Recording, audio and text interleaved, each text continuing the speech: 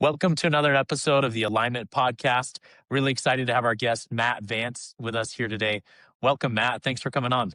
Hey, thanks. Appreciate it, Jacob. Super. I met Matt last week through a mutual connection, and we chatted, and it was really fun to relate on a handful of things, but most specifically that Matt is a couple of years ahead of me in the entrepreneurial journey with the company that he's been building, and it's just really exciting to see the impact that they've been having on companies as they grow. Would love to get started, Matt. Would love to have you tell us, a little intro on yourself, where you've been, and what you're most excited about right now. Yeah, thanks, Jacob. So yeah, I live in Utah, up in Logan, so north of Salt Lake, almost in Idaho. My wife and I are the co-founders of Mobrium. We help businesses with their online reputation, specifically in the employer reputation verticals, helping with Glassdoor and Indeed and Comparatively. And our methodology comes from about a decade of research. I've been in the space. I started in e-commerce, managing product reviews, and that ended up shifting over to the employee feedback space where I was able to apply a lot of the same strategies for getting Amazon products ranked as best sellers in a category. We use those same strategies to get companies ranked as best place to work on employee review sites. Ended up writing this book, The Review Cycle, and that ended up being kind of the foundation of our software methodology. That's kind of the background. And yeah, we're about 3 years in. It's been really fun. Lots of hard work, lots of learning, and things that you didn't expect to learn. I'm sure you can relate to the figuring it out phase of things where you just have to find a solution when you don't really know what to do. But yeah, all good things. That's awesome. And you've been going for a few years now, right? Yeah, a little over 3 years. That's awesome. How has the perception on the importance of online reviews of companies changed over the last 3 years? It's interesting. Or came out, or they were founded in 2007, and I have used Glassdoor even since I was a college student to look up companies. But then when I was in this space in 2014, I started tracking, like they used to display the average star rating across the entire platform. It was, I think it was about 3.3, if I remember right. So site wide. And fast forward about 4 years later, it's gone up to 3.73, like the full platform, which to me is just an indicator of all businesses recognizing that there's damage coming from really low ratings and there's value coming from good ratings. Just like there is, if you have good or bad ratings of the product, you're going to sell more or less. And so more companies are the carrots. There's still a lot of companies that don't, but it's definitely shifting to where it's just mattering more for the job seeker, for the current employee, for the investor, for the customer. I mean, especially in high service oriented industries, imagine searching for a home builder or a surgeon. Looking at how happy people are working at that company is a reflection of the service you can expect. So we see employee reviews impacting a lot of different stakeholder groups. And now with the advent of AI and answer engines, you can't really hide behind, the skeletons in the closet are going to come out because everything's getting aggregated now.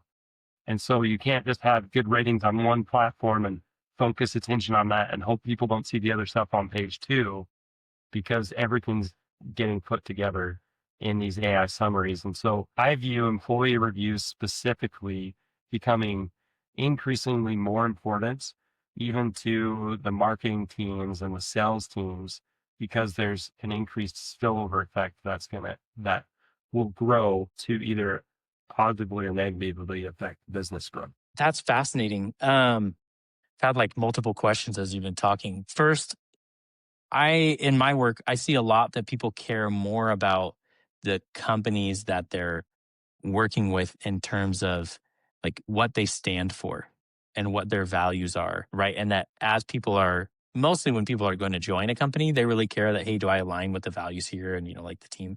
But also, you have people who are only shopping places that align with their values. Do you see that as well? And do the external reviews on Glassdoor often reflect the reality? Or is it like a reality distortion field? Yeah. So you're bringing up some really good points about the kind of mission values alignment. 100% agree that that's a growing trend, especially among the younger generations, where people don't just want to work for a paycheck; they want to work for a cause.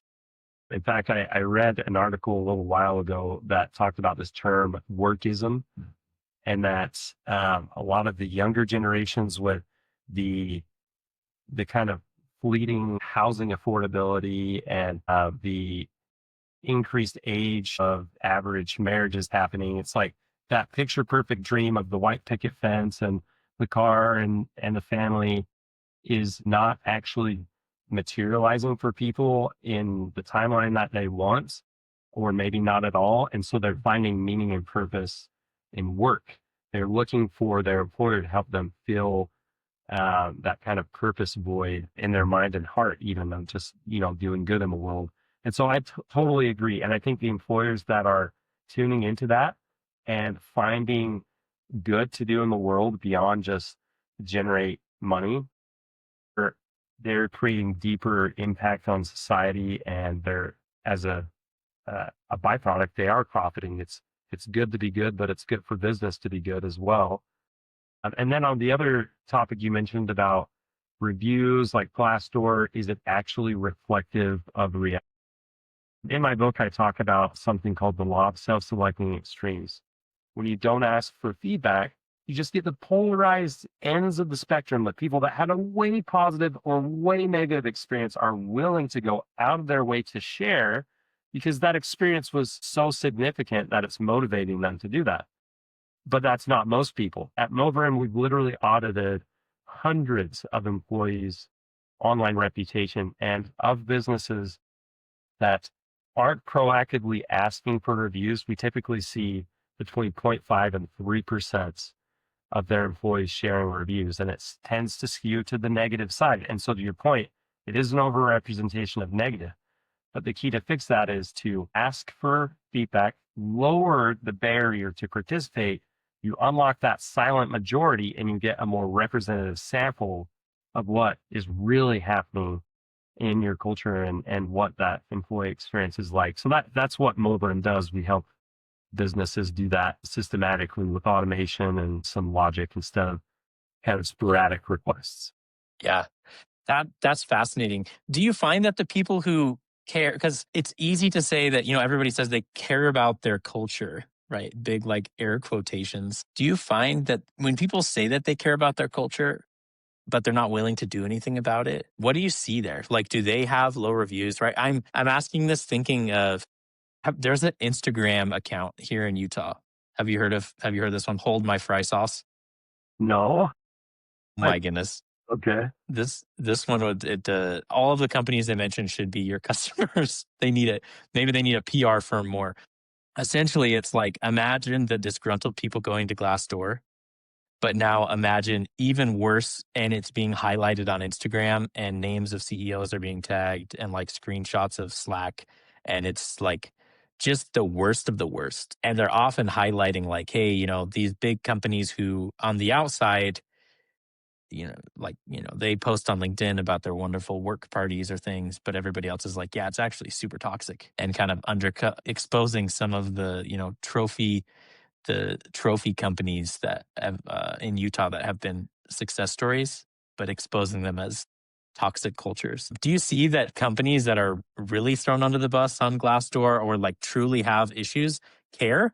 Or is it the ones kind of in the middle that are like, haven't known how to best manage their reputation, and their interior culture is like actually fine? I would say, at least from what we've seen, it's more of the second scenario where a company aspires to showcase a stronger culture. Maybe they have a great culture, they know it based on their internal metrics. Their ENPS is really good, for example, but they just don't understand Glassdoor, how it works, Indeed, comparably, Insight, and just kind of the ecosystem of showcasing what a culture looks like on the external side. And whether they know or not, care or not, the public side is what shapes perceptions and behaviors. Just like what you're saying about this Instagram account. If you've got a company that has really great ratings, eventually when the true spirit of the company comes to light, it's going to shift to be more aligned with reality over time. But from our clients, at least, we've never had a company that in the long term, their ratings went down, because even the worst of the worst, they're probably getting represented even more negatively than they should be in reality based on low participation. When we can increase that participation, it can drive up the ratings to be more authentic and more reflective of reality. And we're mindful of the legal components. There's compliance considerations with FTC compliance there, and doing it the right way. We're definitely taking a long-term mindset. But there are companies, and I know because I've spoken to some of them, that just don't care. They have horrible ratings and they won't reply. They won't claim their profiles. They won't engage. And what that showcases to the world is they're disengaged.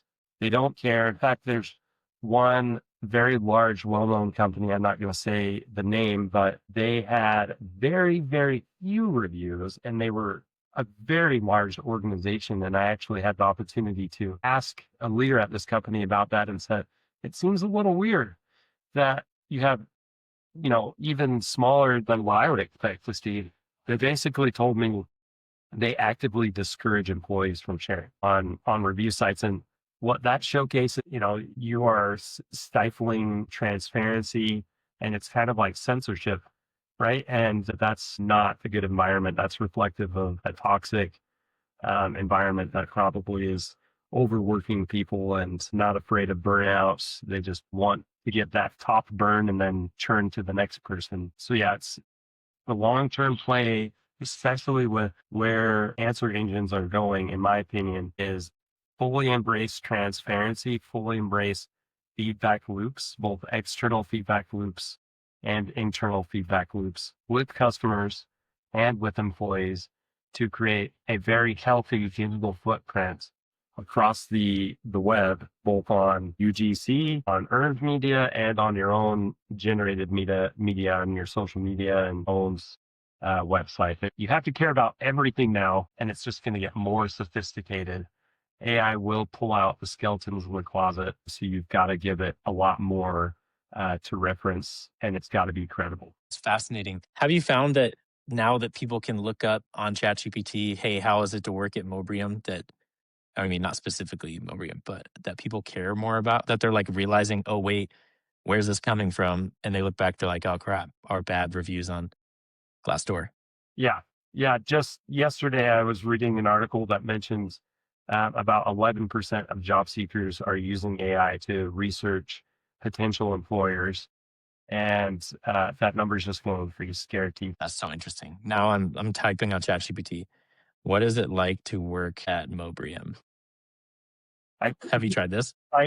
It's going to cite Glassdoor, Indeed. It's going to pull those up as anchor points. Employee reviews and customer reviews are two high credible sources or pillars of information that AI looks at. Yeah. No, that's awesome. Well, luckily for you, it doesn't say anything bad. I watched those part of our things, so I know it's there already. Yeah. That's awesome. That's way awesome. What's the, with solutions like this, I'm always curious, right? Like the return on investment is never like next week. It's like 2 years down the road. What like dollar differences does it make across the years? Yeah, that's a really good question. I mean, if someone's saying, should I invest time and resources into this? What's the ROI? When you have current employees that are engaged, maybe they become disengaged and they quit at some point, preventable turnover of your talent that you want to retain is a significant cost. Firm estimates that it costs over $4,400 to replace an employee, but it varies obviously based on salary, position type, and all of that kind of thing. If we can help prevent voluntary turnover by strengthening ratings, it's shaping company culture from the outside in. And so there's a very clear dollar amount that we can quantify based on how many employees a company has. Now, and you may be thinking, well, what does this have to do with like better hiring? But we have to think our employees are potentially new hires for somebody else. And if our ratings are really bad, then our current employees are using that as a comparison. They're saying, oh, well, I'm only at a 3.1. I like what I do, but this other company, they're at a 4.5. Maybe I should go there. So you can actually help prevent turnover based on improving your culture from the outside in. And then obviously we can quantify efficiency improvements on the recruiting side. But then it, we don't have like super structured like dollar data for this yet, but I'm looking forward to when we can more closely quantify the sales growth that spills over from improving your employer ratings and reviews too, because there is an effect there, but it's a little bit secondary at this point as far as being able to, give a number to that. But yeah, when we sit down with the company, we run the numbers and we tell them exactly, this is an estimated ROI. This is an estimated projection of where ratings and reviews could be, how many reviews you can expect to acquire based on your past participation rate and where we expect it to be. And you need that if you're the HR leader looking to get a solution. You're either doing nothing, you're trying to do something in-house, or you're getting a tool like what we offer at Mobrium. And we would like to think that we are far superior to both because we've scaled something where you're not hiring a full-time person or handing this to someone who doesn't have highly specialized expertise where, FTC compliance is on the table and there's a lot of risk in doing it wrong. So we help give companies the confidence in doing it right at a fraction of what they would spend on a person. That's really cool. Last question for you. Knowing all that you know about employee reviews, which bleeds into like you're only going to get good reviews if the experience is actually good and the culture is good, especially since you're like just asking for more people to give feedback. How has that changed how you intentionally approach building the culture at Mobrium? Yeah, that's a good question. I thought about this for a lot of years. When I was working for a company in college, I was told by the CEO, it's a long story, but basically I was almost fired because they changed some requirements on scheduling and it didn't work with my school schedule. I was off what they needed by an hour and they were going to fire me. But I was meeting all the goals and everything. And the owner of the company said, it's my company. I can run it how I want. When you have your own company, you can run it how you want. That was over 10 years ago. And it was burned in my mind. And so ever since then, I've worked at two different exceptional organizations. I've consulted a lot of different companies. I've just had it in the back of my head of observing how other people lead and the type of traits that lead to a positive work environment. I've had the example to help create company values for multiple organizations. And so there's been a lot of thought that's gone into that for Mobrium and being very intentional. We're putting people first. We don't have the best benefits or pay at this stage as a startup, but I want to make sure people feel valued and that there's accountability. Managing expectations is huge. Even if you can't do something, telling people what you can do and why you can do that thing of something else leads to way better satisfaction and just taking feedback as well. So you can go to mobrium.com and see our mission and values and all of that on the about page. And that's kind of the output of all of that. That's awesome. That's really cool. Well, thanks for the conversation today, Matt. It's fun to get insight into, kind of the end result of good culture and how it reflects on the outside. If people want to follow along as you continue to build Mobrium, where's the best place to find you? Just follow our profile on LinkedIn. There's a company profile for Mobrium. You can connect with me. And, you can also, if you want to subscribe to the Mobrium newsletter, just on mobrium.com, we do webinars and articles and that kind of stuff. So you can get some freebies that way. That's awesome. Or as Zach said earlier today, some free chicken. Yeah, there you go. That's our So he's got some good stuff for sure. That's awesome. Well, cool. Thanks so much, Matt. It was great having you on. Yeah, thanks, Jacob. We'll see you.